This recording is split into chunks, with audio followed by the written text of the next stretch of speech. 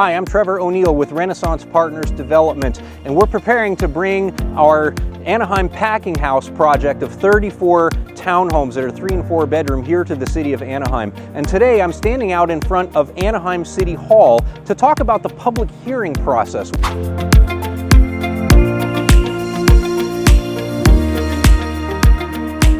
which is the governmental review that is required for any project approval. So soon we'll be inside those chambers where we'll be presenting our project to the city's planning commission, who will make a decision whether or not to approve the project.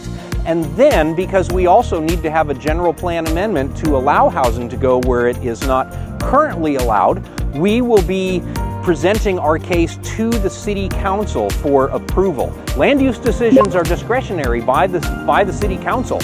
They are not guaranteed by right just because you're a private property owner. And this is where Renaissance really shines, because we have deep political relationships throughout Orange County, where we know the dynamics of each city, what each elected official is looking for to best represent their district, how to best work with staff.